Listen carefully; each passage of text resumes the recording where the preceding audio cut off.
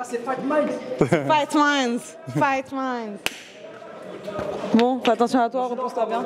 Salut. Bienvenue sur Fight Minds. Bienvenue chez Fight Minds. Bienvenue sur Fight Minds. Bienvenue sur Fight Minds. Bienvenue sur Fight Minds. Bienvenue sur Fight Minds.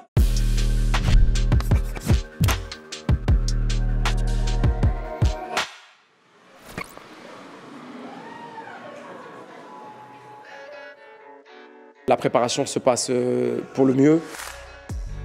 C'est une bourreau de travail, donc elle met des heures et des heures et des heures. Elle tourne principalement avec des hommes et aussi avec des femmes, mais principalement avec des hommes qui sont voire plus puissants que Germaine. On essaie de la stimuler grâce au sparring avec des conditions qui sont supérieures à celles de son combat. Même si c'est toujours dur à évaluer, c'est toujours subjectif. Donc la préparation se passe très très bien, notamment avec son préparateur physique Steve qui la maintient à un top niveau de conditions physiques, qu'elle puisse s'adapter. On organise ce qu'il y a à organiser, on développe les capacités d'adaptation et d'intelligence et on comble avec la préparation physique. Les particularités de Nora, c'est la détermination. Une pression, elle met une pression en combat très très forte. Et aussi, je rajouterai une qualité, une force supérieure à la moyenne des femmes dans cette catégorie. On a réussi à battre une Melissa Dixon, qui était une adversaire très très forte à l'UFC. On va analyser son style, on va regarder ses anciens combats. Usuellement, je pense comme tout bon coach fait comme pour tout combattant, voir les forces et les faiblesses. On a bossé en fonction de ça. Ce qui est intéressant, c'est pas travailler sur les forces et faiblesses de l'adversaire, mais sur nos forces et faiblesses et donc voir ce qui peut marcher assurément contre l'adversaire. Germaine est une strikeuse, je suis une strikeuse, donc ça va être intéressant. Une fille très forte en kickboxing. Nora est pour sa part très forte aussi en striking, donc je pense que c'est un combat qui s'annonce à être explosif. Et on espère une victoire de Nora Cornell forcément. Ce qui m'intéresse dans ce combat, c'est de ne pas me faire éjecter de l'UFC. J'ai envie de te dire, si tu veux une full honnêteté, hein, comme je dis, no media training, juste du Nora Cornell. Soyons honnêtes, quand tu es en début de contrat, tu choisis pas qui tu veux combattre, quoi. On te dit... Voilà, t'as la gentille formulation quand t'as un peu de chance. Qu'est-ce que vous pensez du match-up contre machin? Et tu dis, mais c'est génial, c'est tout à fait ce à quoi j'avais pensé. Après, trêve de plaisanterie, comme je dis, kick-ass, take names. Elle le disait dans l'autre sens, mais bon, c'est un peu ça, c'est prendre des noms et mettre des raclés et prendre des noms.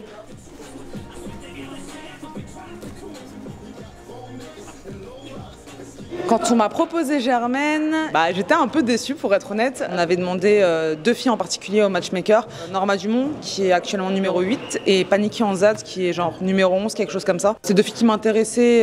Là, elle est passée numéro 11, Pani, mais voilà, je voulais des filles du top 10, quoi, tout simplement. Entre la 10 et la 15, j'en trouve pas... Je trouve pas des combattantes vraiment intéressantes, à l'exception de Germaine, bien évidemment. Ronda, elle est plus là, mais quoi qu'on en dise, Ronda... c'est la combattante qui a amené les femmes à l'UFC. Il y avait des rumeurs d'un retour, j'aurais été trop contente en vrai, tu vois. Pareil, Amanda qu'elle soit partie pile au moment de ma signature, moi je dis que c'est pas par hasard.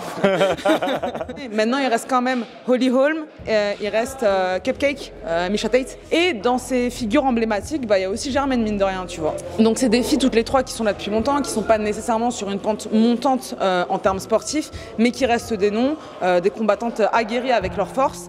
Et voilà, des noms qui seraient, enfin voilà, tu marques ça sur ta liste, sur ton Death Note, quoi, c'est trop bien. Mais après en termes sportifs, je les ai cités, enfin, Pani en vrai un peu moins, c'était par rapport au classement, mais Norma Dumont, parce qu'elle est bien en train de monter, Massy Chiasson qui est bien en train de monter, et puis comme on dit, il y aura le boss de fin, Kayla Harrison, très bientôt je pense.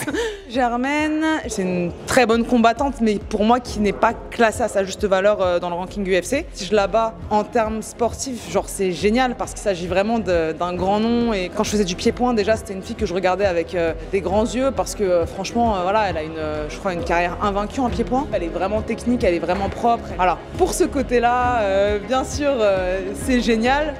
Maintenant par rapport au classement, ça l'est un peu moins parce que du coup c'est comme, je sais pas, proposer une bête de prestation et être payé 5 balles, quoi, tu vois. Je suis un peu dégoûtée du match-up, hein, je vais pas mentir, parce que finalement j'ai une adversaire qui se présente à 2 semaines de l'échéance quand Germaine se retire. Bien sûr que je suis contente de combattre, hein, je vis pour ça, mais maintenant, voilà, on avait d'autres demandes de personnes classées. Moi, j'avais tout mon plan sur la fin de ce contrat et le contrat à venir, mon timing à comment accéder au title shot. Pour ce qu'il en est de ma chance de rédemption face à Jacqueline, tout de suite, j'appellerais pas ça une chance. Maintenant, voilà, c'est un combat avec un enjeu et je trouve ça dommage qu'il arrive si tôt parce que Jacqueline et moi, on est des filles qui avons signé en même temps à l'UFC. Aujourd'hui, on est toutes les deux à 2-0 à l'UFC. Et que je pense que voilà, l'histoire aurait été belle pour voilà, avoir cette revanche à un moment où on monte toutes les deux dans le classement pour qui va prétendre au title shot ou pour la ceinture carrément. Ça aurait été incroyable, je trouve, en termes d'histoire. Maintenant, voilà, c'est un combat avec un enjeu. On est toutes les deux des combattantes fortes et non classées. Donc c'est là où je trouve ça dommage. Maintenant, voilà, encore une fois, pour le côté sportif, ma revanche, oui, j'ai l'occasion de la prendre à Paris, à l'UFC. À 2 semaines, faut se réajuster. On reste sur un profil strikeuse, on reste sur un profil de fille voilà, grande, plutôt longiligne. Il n'en reste pas moins que le style des deux reste différent, les combos sont différents, les coups préférés, on va dire, de l'une et de l'autre sont différents aussi. Donc bien évidemment qu'il a fallu de l'ajustement et retravailler et s'adapter. Quand on fait un camp, on s'entraîne pour l'adversaire, mais on s'entraîne pas que pour l'adversaire. On s'entraîne pour aller chercher la ceinture. On s'entraîne pour tous les types de styles pour en fait battre le roster.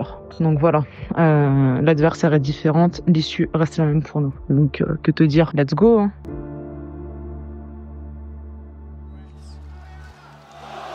You know, scheduled. So they've done that bit, John. Là, c'est vrai qu'on a dit que le public français était le meilleur du monde, mais c'est vrai que c'était dans le bon sens, un bordel incroyable l'an dernier. Le fait d'entendre les entendre taper des pieds et d'entendre le sol vibrer dans le vestiaire, tu te dis, waouh, en fait, c'est genre les stades de foot à côté, c'était mignon, quoi. Et non, mais ça fait trop plaisir de te dire plus de 16 000 personnes derrière toi, qui te connaissent pas forcément, qui te découvrent, mais juste parce que t'es française et que tu représentes la nation, ils sont à fond derrière toi. Et genre, début du 3e round, je me souviens encore, Nora, Nora. Bon, derrière, il y avait un peu un tu là, mais bon, c'est surtout le Nora qui était cool, tu vois. C'est incroyable d'avoir le public derrière soi, d'avoir tous les messages d'amour. C'est quelque chose. Ils sont présents, quoi, y a rien à dire.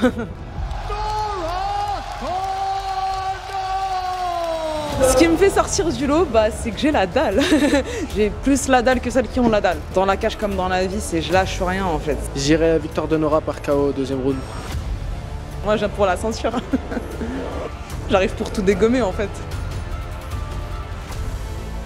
Ne manquez pas tous les Français de la carte le 28 septembre à Bercy. Ça arrive qu'une fois l'année. Soutenez-nous tous. Puis je vous dis à très bientôt et loupez pas nos fights.